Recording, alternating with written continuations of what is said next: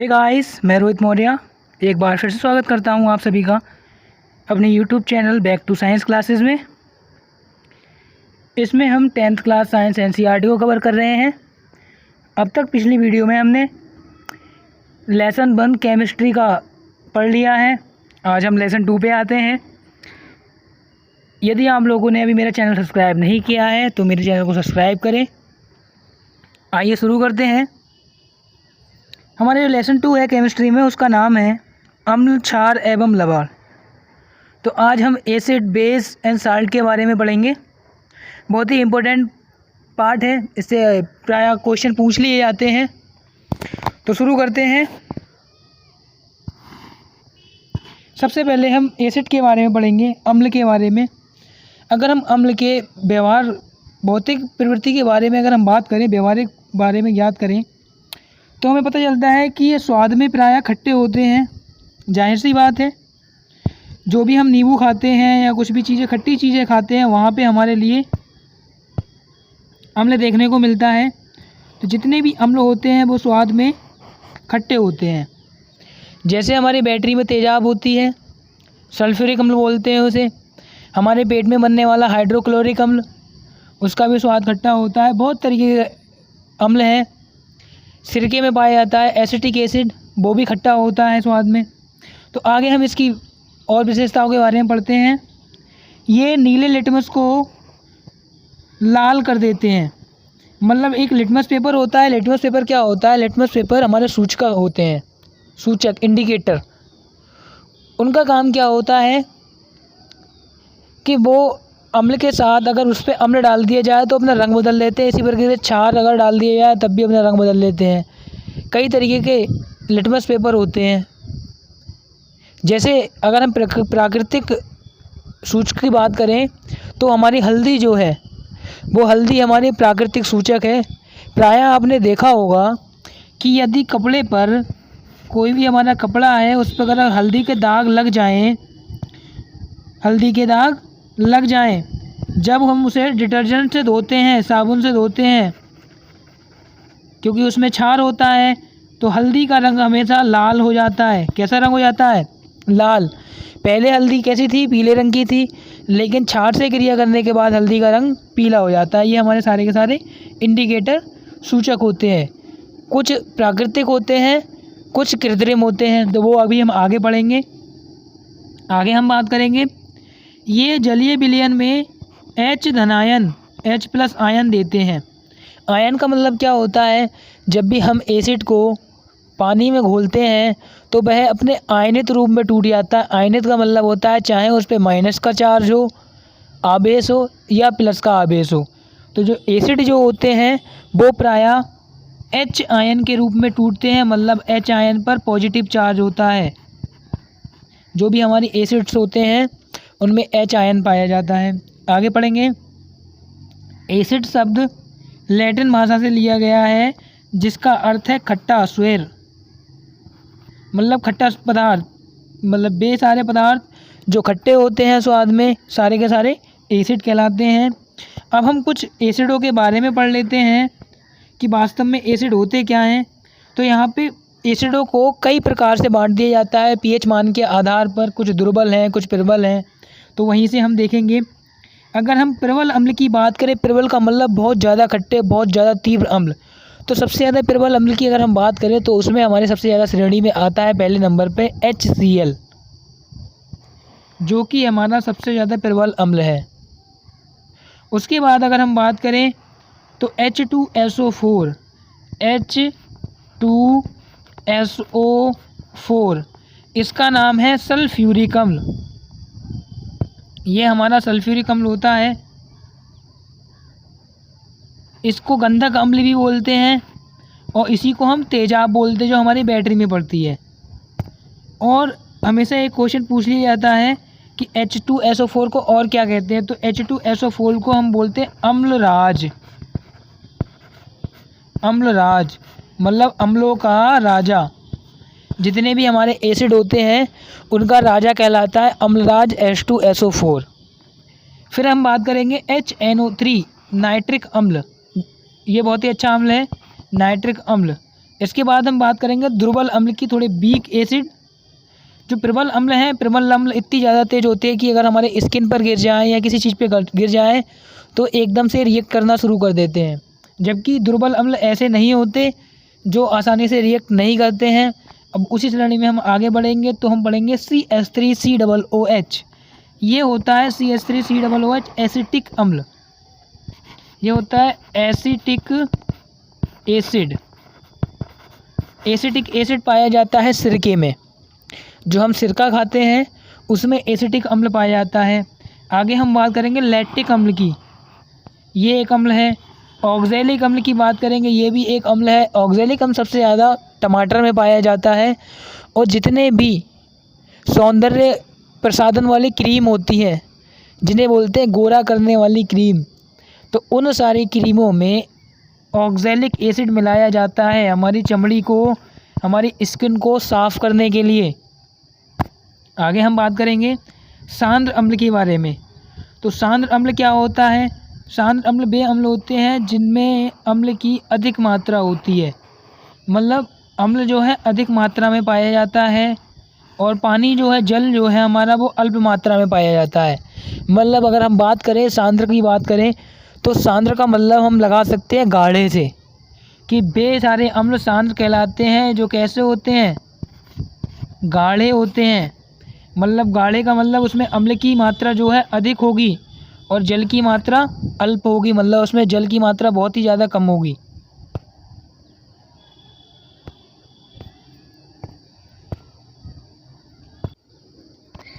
जल की मात्रा बहुत ज़्यादा कम होगी तो वो सारे अम्ल हमारे सांद्र अम्ल कहलाते हैं।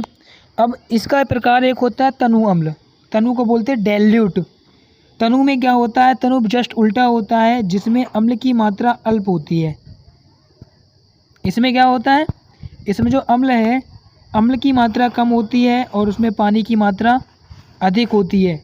ये होते हैं हमारे तनु अम्ल या डाइल्यूट एसिड। तो जो सिरका है, सिरका हमारा जो होता है, सिरका हमारा दुर्बल अम्ल के साथ, दुर्बल अम्ल में आता है। और अगर हम तनु अम्ल की बात करें तो तनु अम्ल करने के लिए हम अम्लों में पानी मिला देते हैं। मतलब कभी कभी देखा होगा आप लोगों ने कि जो हमारी बैटरी होती है, लेड एसिड बैटरी, मतलब जो हमारे कार में या जिन चीज़ों में, बाइक वगैरह में जो बैटरी यूज करी जाती है वो लेड एसिड बैटरी होती है। उसमें लेड की प्लेटें लगी होती हैं। तो उस बैटरी को कभी कभी क्या सुनते हैं हम लोग कि पानी ख़त्म हो गया, तो उनमें क्या करते हैं हम, तनुकृत करने के लिए जब सांद्रता अधिक बढ़ जाती है तो उसमें हम पानी मिला देते हैं, बारिश का पानी या फिर डिस्टिल्ड वाटर को मिला देते हैं। जिससे क्या होता है, अम्ल का तनुकरण हो जाता है। अम्ल जो है हमारा गाढ़ा हो जाता है, पहले पानी मिलने के बाद तनु हो जाता है, पतला हो जाता है। ये तो थी हमारी अम्ल की बात। आई होप आपके बड़े अच्छे से समझ में आया होगा। तो आप नोटबुक पे नोट करते रहें। आगे हम बढ़ते हैं क्षारक पर, मतलब बेस, कि बेस क्या होते हैं। अगर हम बेस की बात करें तो बेस जो है स्वाद में कसैले या कड़वे होते हैं। कसैले या कड़वे। अब आपके मन में आ रहा होगा कि कसैला स्वाद कौन सा होता है। तो भाई बारिश का मौसम आ रहा है तो सब जामुन तो सभी लोगों ने खाए होंगे। तो जो जामुन का टेस्ट जो आता है, मीठे के साथ साथ मुंह थोड़ा सा भारी हो जाता है, तो वो जो टेस्ट होता है वो कसैला होता है या कड़वा टेस्ट को बोलते हैं हम उसके लिए। तो जितने भी क्षार होते हैं वो स्वाद में कसैले होते हैं। ये इसकी बेसिक प्रॉपर्टी हो गई। अगर हम इसकी लिटमस पेपर के आधार पर अगर बात करें तो जो भी क्षार होते हैं वो लाल लिटमस को नीला कर देते हैं। कैसा कर देते हैं? लाल लिटमस को नीला कर देते हैं। ये क्षार की विशेषताएं होती हैं।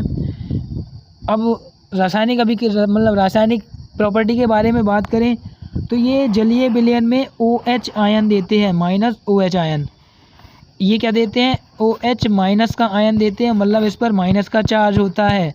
जो भी क्षार होते हैं हमारे, माइनस का चार्ज ये दर्शाता है कि किसी से ये इलेक्ट्रॉन को एक्सेप्ट कर सकते हैं, उधार ले सकते हैं। इसीलिए ऋण मतलब धन, धन होता है पॉजिटिव, मतलब जो होता है अम्लों पर पॉजिटिव होता है और क्षारों पर ऋण होता है। मतलब ये किसी से उधार ले सकते हैं, इसलिए माइनस का चार्ज होता है इसके ऊपर। अब हम बात करेंगे क्षार की प्रकृति के बारे में। तो सबसे पहले हम बात करेंगे प्रबल क्षारक के बारे में। तो प्रबल का मतलब बहुत ही ज़्यादा हार्ड, कठोर, प्रबल हो। तो प्रबल क्षारक में सबसे पहले हमारा जो प्रबल क्षारक होता है, ये हमसे 1 नंबर में विकल्प के रूप में पूछ लिया जाता है, निम्न में से कौन सा प्रबल क्षारक है। तो वहाँ पे आपको टिक करना है NaOH, सोडियम हाइड्रोक्साइड सबसे ज़्यादा प्रबल क्षारक होता है।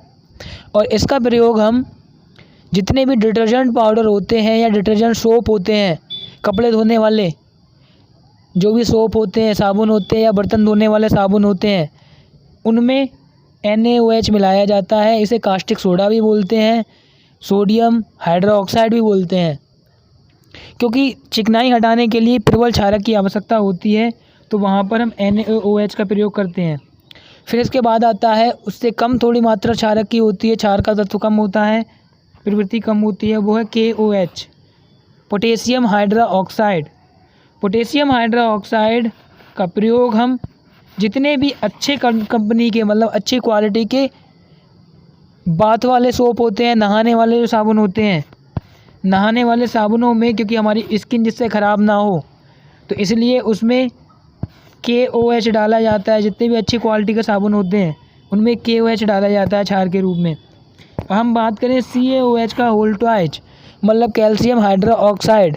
कैल्शियम हाइड्रोक्साइड को बोलते हैं बुझा हुआ चूना। क्या बोलते हैं? बुझा हुआ चूना। चूने में जब पानी मिला दिया जाता है उसके बाद बुझने के लिए बुझ जाता है चूना, शांत हो जाता है। मतलब वाइट वॉश करने के लिए जो तैयार चूना होता है उसे बिना बुझा हुआ चूना कहते हैं।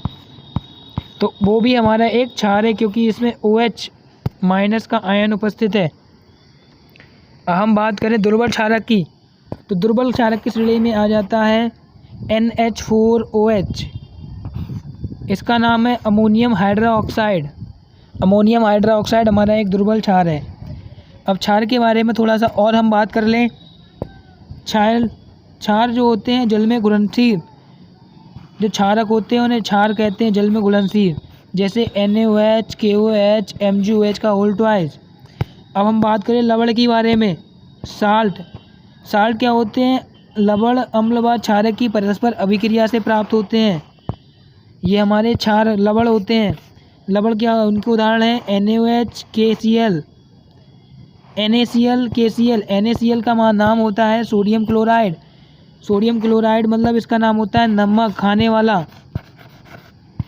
इसीलिए अंग्रेजी में बोलते हैं इसे साल्ट। आगे बढ़ते हैं। इसके बाद में हम बात करेंगे सूचक, इंडिकेटर के बारे में। अभी मैंने बताया था कुछ इंडिकेटर होते हैं जो हमें दर्शाते हैं कि अम्ल है या क्षार, दोनों में भेद करने की क्षमता रखते हैं। तो सूचक के बारे में पढ़ेंगे। सूचक किसी दिए गए विलयन में अम्लीयता, मतलब अम्ल है या क्षारता, जो क्षार है उसकी उपस्थिति को दर्शाते हैं। इनका रंग, गंध अम्लीय या क्षारक माध्यम में बदल जाती है। बिल्कुल सही बात है। जैसा कि अभी मैंने बताया था हल्दी प्राकृतिक क्षारक है। इसी प्रकार से लिटमस पेपर होते हैं, वो कृत्रिम सूचक होते हैं। आगे हम बढ़ेंगे। सूचक के प्रकार अक्सर पूछ लिया जाता है कि कौन सा सूचक, कौन सा लिटमस पेपर किस चीज़ को किस में परिवर्तित कर देता है। तो यहाँ पे फ्लो चार्ट दिया हुआ है, इसे अपनी नोटबुक पे बना लें अच्छे से। सूचक के प्रकार, सूचक होते हैं प्राकृतिक सूचक, कृत्रिम सूचक और गंधीय सूचक। गंधीय सूचक का क्या काम होता है? गंधीय सूचक का काम होता है कि उनकी गंध बदल जाती है। अगर अम्ल होगा तो गंध अलग हो जाएगी, क्षार होगा तो उनकी गंध अलग हो जाएगी, विपरीत हो जाएगी। तो बात करेंगे हम प्राकृतिक सूचक के बारे में। प्राकृतिक सूचक जो होते हैं वो पेड़ पौधों से प्राप्त होते हैं हमारे लिए। जितने भी प्राकृतिक सूचक होते हैं ये पेड़ पौधों से हमें प्राप्त होते हैं। अब कृत्रिम की बात करें, ये रासायनिक पदार्थ होते हैं। कृत्रिम का मतलब मानव द्वारा निर्मित। अब मानव द्वारा निर्मित क्या होगा? रसायनों के द्वारा बनाया गया होगा। फिर आगे पढ़ते हैं गंधीय। इनका क्या होता है? इन पदार्थों की गंध अम्लीय या क्षारक माध्यम में बदल जाती है। अब आगे बढ़ेंगे, दूसरी प्रकृति देखेंगे। जो होता है लिटमस पेपर जो होते हैं वो अधिकतर क्या होते हैं? पेड़ों की छाल से बनाए जाते हैं। लाल पत्ता गोभी, ये भी हमारा क्या है? प्राकृतिक एक सूचक है। फूल है, हल्दी है, और ये जो चीज़ें आ गई फूल, हल्दी, हाइड्रेला का हमारा एक पौधा होता है। ये सारे के सारे प्राकृतिक सूचक हैं। हम बात करेंगे कृत्रिम सूचक की, तो कृत्रिम सूचक में आ जाएगा हमारा मेथिल ऑरेंज और फिनाफ्थलीन। ये सारे के सारे हमारे कृत्रिम सूचक होते हैं जो कि क्या करते हैं, अम्ल और क्षार की प्रकृति को पता लगाते हैं। अब ऐसे ही हम गंधीय सूचक की बात करें तो गंधीय सूचक में हमारे प्याज, लौंग का तेल, ये क्या होते हैं, प्याज को यदि हम अम्ल में मिलाएं तो गंध अलग होगी और क्षार में मिलाएं तो इसकी गंध बदल जाएगी। ऐसे लौंग का तेल आपके समझ में आया होगा। आगे बढ़ते हैं।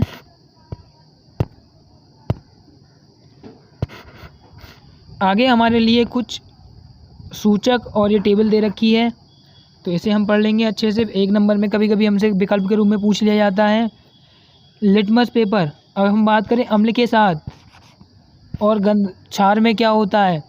अगर हम प्राकृतिक सूचक की बात करें तो लिटमस पेपर अगर लाल है, अम्ल में कैसा रंग होगा, लाल होगा और क्षार के साथ नीला हो जाएगा। इसी प्रकार पत्ता गोभी का रस लाल होगा जो कि क्षार में जाने का, अगर क्षार में डुबो देंगे तो हरा हो जाएगा। हल्दी, जो हमारी हल्दी होती है, अगर अम्ल में डुबो देंगे तो कोई भी, अगर हल्दी पर नींबू पड़ जाए तो कोई कलर नहीं बदलता, लेकिन अगर हम क्षार में डाल देंगे तो कलर कैसा हो जाता है, लाल। अभी मैंने बताया था कि डिटर्जेंट पाउडर से अगर धो दें, हल्दी लगे कपड़े को धो दें तो उसका रंग लाल हो जाता है। ऐसे ही अगर हम बात करें हाइड्रेलिया, इसके रस को तो नीला रंग होता है, गुलाबी हो जाता है। अब हम बात करेंगे कृत्रिम सूचक की, तो कृत्रिम सूचक होता है हमारा फिनोफ्थलीन। फिनोफ्थलीन अम्ल में तो रहता है रंगहीन, कोई रंग नहीं होता, जैसे ही हम उसे क्षार में डालते हैं उसका रंग गुलाबी हो जाता है। ऐसे ही हम बात करें मेथिल ऑरेंज की, तो मेथिल ऑरेंज अम्ल में देता है लाल रंग और क्षार में देता है पीला रंग। इसी प्रकार अगर हम गंधीय सूचक की बात करें तो प्याज का एक बहुत ही अच्छा गंधीय सूचक है। अगर हम अम्ल में डाल दें तो तीक्ष्ण गंध देता है, बहुत ही तेज़ गंध देता है, बहुत ज़्यादा गंध आती है। क्षार में कोई गंध नहीं आती।